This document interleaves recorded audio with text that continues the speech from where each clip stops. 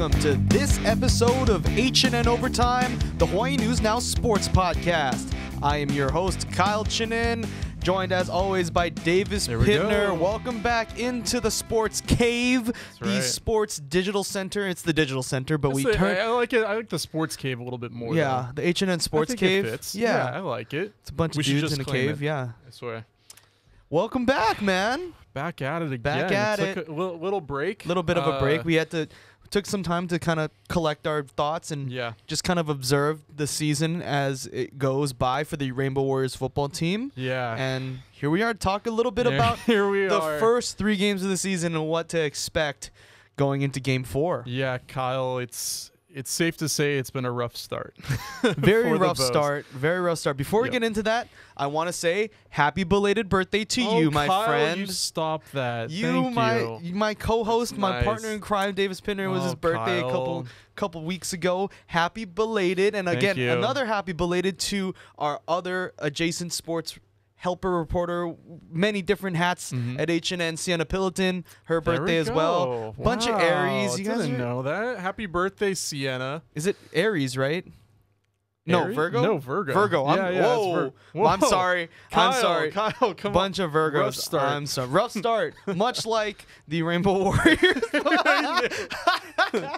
Talk about a transition there, folks. But yes, much like the Rainbow Warriors football team, they are off to a pretty rough start to their season, falling to 0-3 after their most recent game to Michigan, number 4 ranked team in the country, 53-10 loss. You know, they're also coming off of a loss to Western Kentucky and their opening loss to Vanderbilt, which we kind of talked about previously in our last episode about, you know, leading up to the season and the hype. And you know, from your perspective, Davis, I want to know, you know, going back to when we were talking about pre-season, going into Vandy, and now here we are in week 4 as they get ready for Duquesne. What is kind of your thoughts or your perspective on this team and just how it's gone so far for these boys?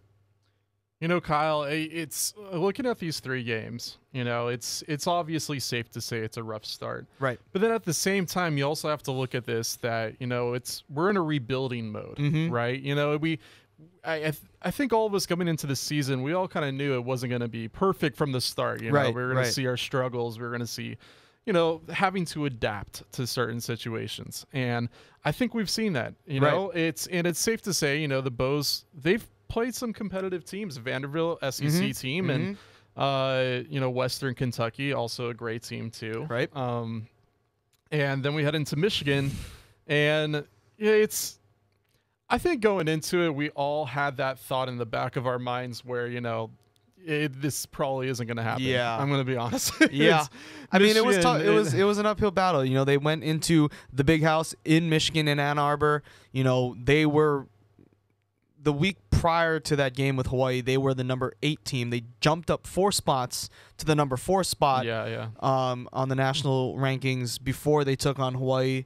And then, you know, on the road, first road game of the year. And again, still with the, you know, not too sure who the quarterback was. I mean, they had a little bit more of a sense going into this week, at least than the previous 2. They announced that it was going to be Joey Yellen from the start on Thursday. Head coach Timmy Chang told us and the other, you know, media just kind of who they were going with that week. And then, you know, they just kind of went with there. But the thing is about this team, and you talk about they're making strides. It's a rebuilding year. And one thing that they can hang their hats on that Coach Timmy Chang told us was, you know, they eliminated the penalties. They eliminated the turnovers, you know, costly turnovers that really cost them against Western Kentucky and Vanderbilt.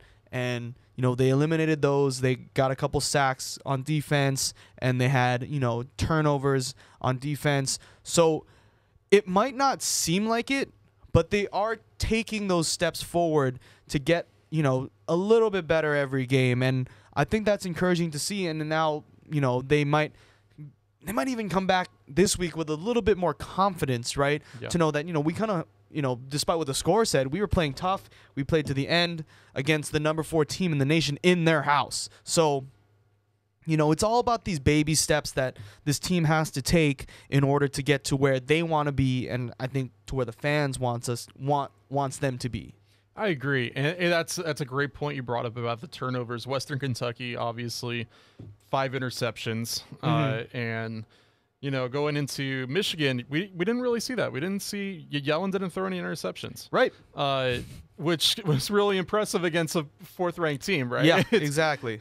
So I mean, obviously they're, like you said, they're learning, they're growing, and they're coming more together as a team. Yeah. And I think this week is the real first opportunity for them to take that step, right, and hopefully pull off a win. Exactly. And the thing is too, it's just they also don't want to change the mindset, right? They said, no matter if they're playing the number 4 team in the country or Duquesne, which is a mid-major FCS team, they're still going to attack it like they're playing Michigan, right? They're still going to attack it like they're playing a top 5, top 10 team in the country. So their mindset hasn't changed, and they're just still trying to just stick together, stay the course. That was Timmy's big thing this week, was stay the course, work on the fundamentals and the little things, to then the little things add up and become big things. Yeah, despite the growth though, I think there's still a lot of work on, right? Right. And I like, I'm a big numbers guy. I like looking back at the numbers. Big analytics guy. Yeah. Exactly. And obviously Michigan, tough matchup. You got bigger guys, you got more talent and everything. Yeah. Despite that though, we got to kind of look at everything. So I have the numbers right here. So we're gonna go to Western Kentucky. 400 Western Kentucky put up 412 total yards, UH 360. I think the big thing that we have to look at when it comes to these games is our rushing attack. That's a big component for UH. Right. We have some good backs. And we kind of saw that during Michigan. Right. That nice run at the end of the game, right? 54 yards. Yeah. Tylen Hines, the freshman out of Texas. Like you said, our backs, that should be another one of the strong points of the offense. Just being able to use them, set up the run to allow Timmy and Shoemaker to pass the ball, move the ball downfield. But they have guys like Dedrick Parson, Najee Bryant-Lele, Tylen Hines, who scored in the big house, Jordan Johnson. It's running back by committee, but you're right. They have a group of backs. They have a good stable. Yeah, we got a good stack, but I think at some point too, we got to have that like one guy that kind of stands out from the rest. Because you look back at everything, and different guys putting up different numbers. Hines, Michigan, 75 yards for him. Right. And then we look at Western Kentucky, Bryant, 64 yards for him. Right. 94 altogether. But it's kind of different guys putting up different numbers in a way. Right. And so in my mind, I can never tell if that's like a good thing or a bad thing. If you have more guys doing more things, right, or if you need that one guy who's putting up bigger numbers you can lean on. Right. I think also, too, to stay on this kind of point, this offense, all training camp, what have you, they were talking about the tight ends.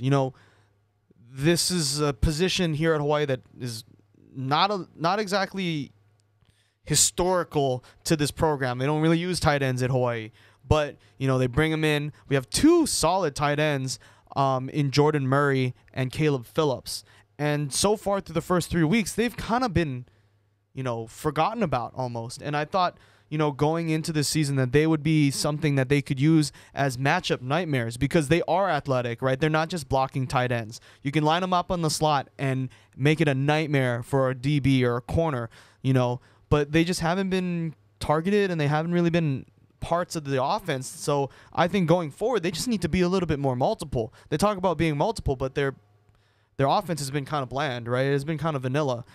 Like, be a little bit more multiple. Use your tight ends, use your running game. Yeah. RPOs, all that kind of stuff. It just kind of adds up, and I feel like they have the pieces, right? That's what we've been saying, I think, for the longest time, is they have pieces. Yeah. They have pieces to get it done. It's just about using it.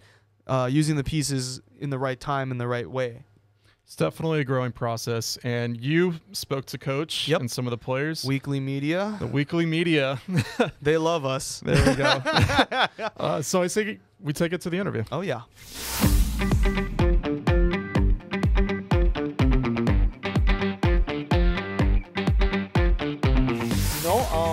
Right now, I think it's... Let's start that again. It's Joey, okay, and Shakes is banged up, but But I think Joey played good enough to get the start. I think we showed as a team some resilience in the second half. He made some good throws. There's some throws he probably wish he could have back, but you know, I think he deserves to start the second. You know, this next coming game. What do you look at as a head coach in a game like that, an experience like that, that you can kind of extract and sort of turn into something that you can use, you know, positively or usefully going forward? You know, I thought we did a great job of not turning the ball over. The first 2 games, there were a lot of turnovers, put ourselves in bad position, and definitely the penalties aspect of it helped. Having, you know, discipline, playing the game the way it's supposed to be played, and putting ourselves in the position to be successful that way. You know, special teams wise, you know, we talk about the drive start average and giving our offense and defense the best, you know, starting position, and we won, you know, in that phase. And so those are things that we can build off of, especially playing a great opponent as Michigan. You talk about the resiliency of this team. You know, late into that game, you know, the score might have gotten away from you guys, but they never gave up. Kind of talk about that aspect of your team and what they showed last weekend. Yeah, you know, we were. I was happy and proud of them, and told them that after the game that, you know, they kept battling. You know, they got some sacks, they got a turnover. We moved the ball. Really wish we could have ended that game with the score down there. But, you know, really proud of them in that aspect. But definitely when you watch the film and us talking to them over and over and over and over again, it's the consistency to do their fundamentals and technique, and knowing what's needed to win their battles. And so that's really what we want to focus on moving forward, is just being consistent, so that, you know, all 11 guys are doing what they're supposed to do. You know, from a staff perspective, I think everything's on track. You know, I really think we know our guys. You know, we know what we're good at. You know, we know what we're not good at. Where we got to build on, what we got to emphasize, what we got to focus on, and our practice should and will, you know, it'll show what we need to work on. You know, we got to work on tackling. Let's do some more tackling. We got to work on catching and throwing the ball. We work on catching and throwing the ball. And so, you know, that's where we're at now with our staff, and then just getting dialed in on Duquesne. You know, good FCS appointed, winning coach. And so, you know, they're going to present a challenge for us, especially us being at 0-3 and having not tasted victory yet. Just kind of how's the week gone so far as you guys kind of regroup from Michigan and get back into the swing of things as you guys get ready for Duquesne? It's been going great. There's a lot of focus mentally. Like Coach Chang is saying, focusing on our techniques, our fundamentals, winning at the first step. So, I mean, that's everybody's main focus right now, not overthinking everything. And, you know, this week, homecoming, right? You guys got a home game again, and, you know, the festivities of homecoming. You've been here, you know, as a local boy, even at high school, homecoming is kind of a big deal. How special is it for you to just kind of be able to come back home and regroup? And, you know, you guys come in here most likely as favorites against Duquesne. You know, how does it feel to just be back home again? Oh, it feels good. Honestly, the trip was short, but it was long at the same time. So, I mean, it feels good to be back home. We know there's still a lot of support for us out here. You know, fans are still supporting us through everything we're going through. So, I mean, we're going to try our best through everything. How does that kind of translate kind of to the rest of the team? You know, not exactly the greatest start to this season. How do you think that mentality of resiliency kind of translate to the rest of your boys here on the team? Sure, I think it's just like we have a bunch of the boys on the scout team, and they're just thinking like they're never gonna get a shot. But correlating that to how our team is doing, I feel like we just gotta keep fighting. Like, just keep fighting, keep the spirit, and keep all the boys up, because once people start going down, they're gonna see that. They're gonna want to go down too. But we just gotta stay positive.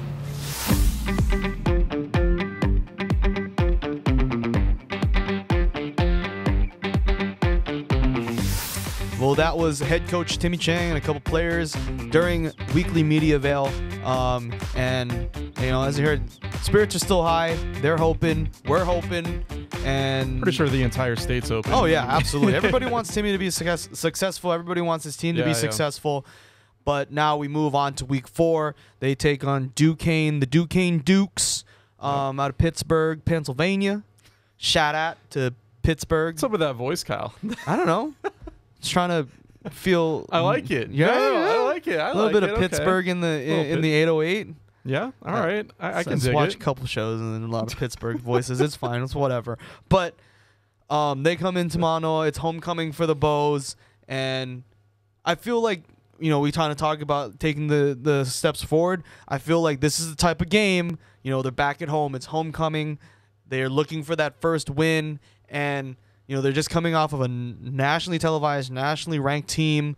Now they feel, it just feels like one of those games, right, that you know that they're going to come out on fire and they're just going to be ready to play and hopefully get that first win. Yeah.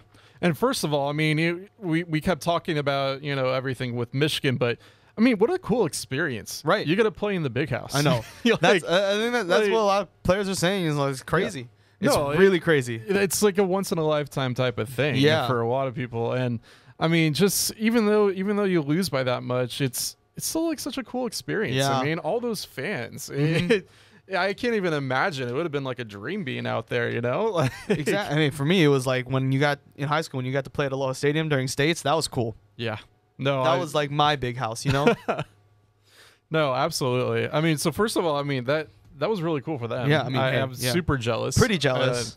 No, we wanted to go to Michigan. I mean, that was a trip that we tried to get to, but it's okay. Next time, we don't need it. We didn't. Looking ahead to this week, though, big numbers guy just said that. Here we go. Just like I did with Vandy. Been taking a look at some players. We should get a touch screen here. Is it touch screen? I don't know. Jonathan, we didn't touch the screen. Jonathan, Jared Southby. Yeah, we did not touch it. We did not touch it. All right. Quickly though, Duquesne. Looking at it, so one win for them. Mm-hmm. They played Florida State, Youngstown State, and Thomas More. Beat Thomas More last week. Yep. 34-14. Two guys I'm looking at though, Kyle. Yep. On the offense. Mm-hmm. You know, they're obviously, you know, the record isn't the best. You know, they're not a 3-0 team, but they got some guys. Right. All right. So I'm just gonna talk about the stats from last game. Obviously beat Thomas More 34-14. Mm-hmm. Rushing, Billy Lucas, 19 carries, 136 yards, and 2 touchdowns. Pretty good. It's pretty good. Pretty good. So obviously big rushing attack for them. Yeah, that's going to be something that I feel like the defense is trying to get better at. They just need to stop the run. Yeah. You saw it in the first 2 games. It was very difficult for them to stop the run. This is going to be a guy that they need to key in on, especially if they're not so shored up on the run game yet. Yeah. No, exactly. And we saw that. And I think the biggest thing, though, the one guy that I think is going to cause some issues that I've been having my eye on is Dwayne Menders, receiver. Last game, 8 receptions, 165 yards, 1 touchdown.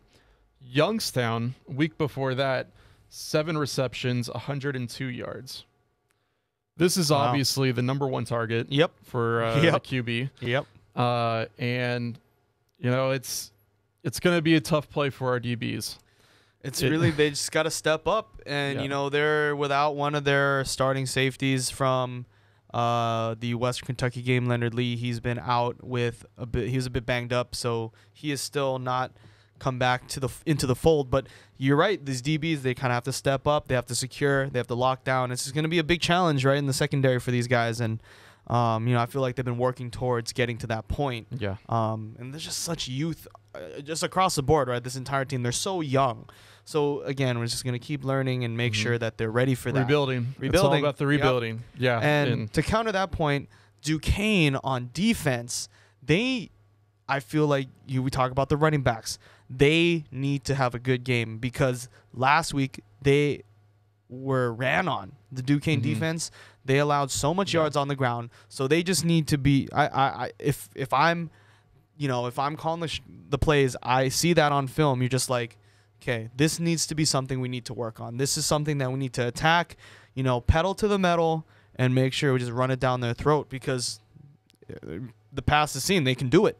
Yep. They allow it. Yeah. So I just think we talk about some of the running backs. Keep an eye on. I was just going to say, we got that running back committee. Keep an eye on for someone to step out and step up, you know. But, yeah, it's an exciting one. Like, we talk about predictions or odds or whatever. This is probably the closest odds-wise or, It's true. I guess spread, however you want to look at it, UH has been in this entire season, right? Last week, obviously, the 51-point underdogs to Michigan, and then, big underdogs the rest of the way. This is a close game. Like, this could go either way. So if we just see a Hawaii team that's improved and, ready for the challenge, I can see them taking a win here this Saturday, especially in homecoming. Yeah. No, especially for homecoming. It's when everyone comes out, all the students, your peers, your family, everyone comes out to support. So I think that's going to give a little extra boost. I think that's going to get a little extra pep in their step. Yeah. I think it's going to give them a little bit more energy. I have some high hopes for this game. Oh, yeah. I think it's going to be something special. I think so. I hope so. I really do.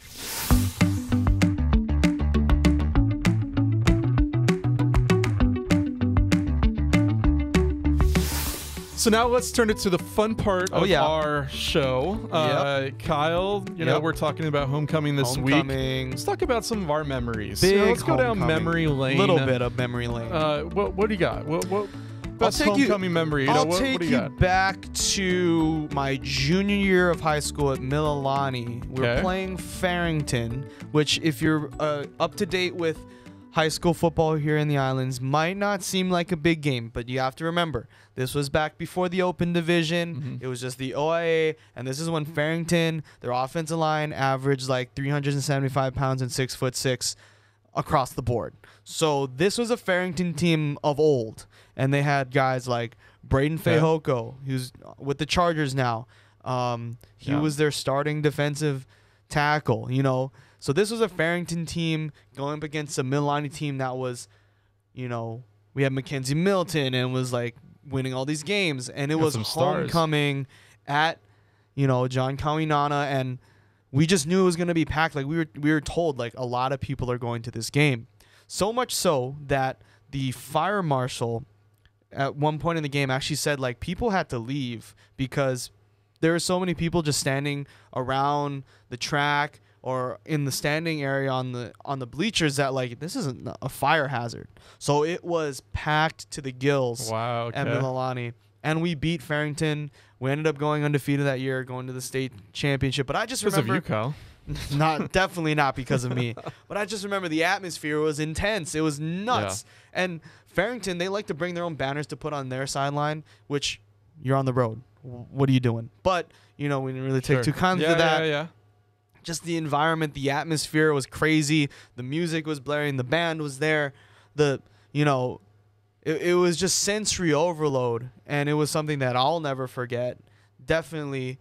And then my homecoming, my senior year was also senior day or senior night, so I'll never forget that because we played IAEA, beat IAEA, and then did the senior walk with my parents, my brother, my cousin. It was cool. So those are the memories that kind of stick with me throughout my life. And the other thing that will stick with me for my senior year homecoming / senior day was that was the first and only personal foul I've ever drawn in my entire career. Personal foul, Kyle. What did you do? I didn't do anything. Okay, let me explain myself. So, you're an offensive lineman as well. Okay. We're going to set the scene. I'm playing center. I'm in the middle. I snap the ball. Yeah. I'm not doing anything. I have one hand out on the D lineman, and my guard is there. My guard pancakes him onto the floor. Okay. And I put two of my hands in front of him, on top of him, to move my feet out of the way because he was going to fall on top of me. Sure. So I do that, and I kind of run forward and, like, stumbling. Not very graceful, if I'm going to be honest with you.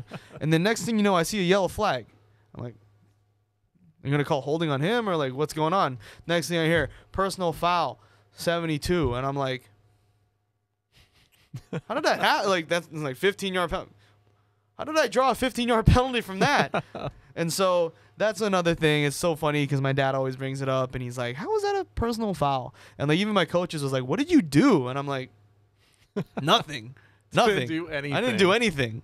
But that was my long-winded explanation of my homecoming experience. That's pretty good. No, I like that. Hey, man. You know, I wish I could say I had the same thing as you. But different homecoming experience. So high school, my senior year was finishing up, or we were about to start our league games and everything. And it was really rough because we were doing warm-ups in the game and everything. We're on the field. We're about to play 10 minutes out. And we're running through some practice plays. We had a backup running back who was in, and he didn't know the play. Oh, no. And so we all go and everything. I go up to the linebacker blocking him. Running back doesn't know the play. He runs right into the back of me. Oh, no. I fell down. Everyone fell down on top of me. Like, that's a lot of guys. Oh, yeah. And then I twisted my knee. Oh, and no. So tore every ligament in my knee. Jesus, Davis. You know what though? I kept trying to play on the game. Hey, don't we all? Don't we all? My knee was like collapsing on me, and my coach is like, "We gotta take you out." I'm like, "No, I'm staying on the field." That's what I like to see. That's and that then grit I and determination. A guy, Kyle. Yes. I threw a guy down. Yes. With a torn knee. That's what I'm grit. saying. That's grit. That's just gritty. So homecoming game, we won. My team was awesome. Of course. And I was on crutches, and I crutched down our little homecoming little lane thing in a way. So that's just you just summed up our entire podcast. Just grit, determination, and power. You know, Kyle, I try. Jeez, it's about man. Power, Kyle. Dude, what a way to grind it out. This is another side story. Like when I busted my thumb in college, I finished that practice because I got it busted at the beginning of practice, and I still had to snap and all that during college. I was like, that's hard to do too when you're trying to snap. Oh, at one point, I think at the end of practice, during team, I was snapping with my left hand. I was just throwing it there and praying that it got there. And then went to the trainer, and he's like, "Oh." He's like, it's already yo, it shouldn't be that purple. And I'm like, I don't know what to tell you, man. Tried to get out, but I didn't want to. But anywho, homecoming, dude. Hopefully it's going to be a good homecoming experience for these guys. Of course. It always is. It's always fun to be at home when it's something that's like a little pick-me-up, after the first 3 weeks. It should be a nice little pick-me-up to be back at home and get these boys fired up. I'm excited. I'm excited, dude. I am too. We'll see what happens. Yep. It's going to be a good game, that's for sure. We shall see. Alrighty, guys. That has been another episode of HNN Overtime. Thank you again for listening or watching. If you want to listen, you can head to Spotify, Apple Podcasts, wherever you get the rest of our HNN podcast. And be sure to check out the video version on our YouTube channel. That's going to do it for Davis Pitner. I'm Kyle Chinen. Aloha. Aloha.